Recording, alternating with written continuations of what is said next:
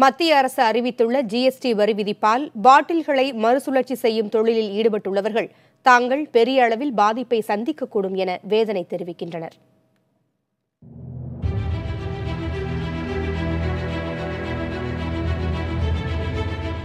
பயன்படுத்தப்பட்டு பிறகு தெருக்களில் வீசப்படும் பிளாஸ்டிக் பெட் பாட்டில்கள் மறுசுழற்சி செய்யப்பட்டு பாலிஸ்டர் ஃபைபர் எனப்படும் பிளாஸ்டிக் பஞ்சு உருவாக்கப்படுகின்றன.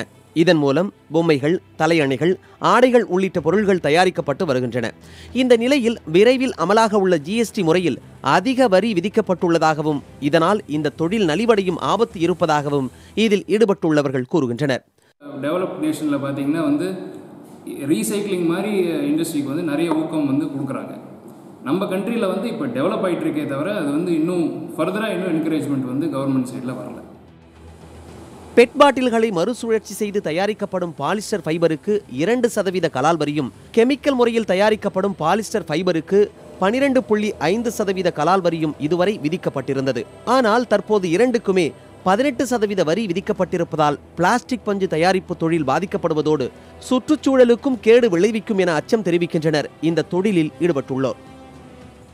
இந்த பாட்டில் எல்லாம் உங்களுக்கு ரோடோரமாக தான் கிடக்குமே தவிர எடுக்கிறது யாரும் ஆள் இருக்க மாட்டாங்க. இந்த தொழிலில் சுத்தமாக நசுங்கி போயிடும்.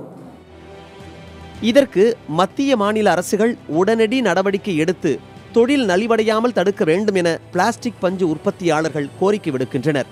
புதிய தலைமுறைக்காக கரூரிலிருந்து செய்தியாளர் கண்ணன்.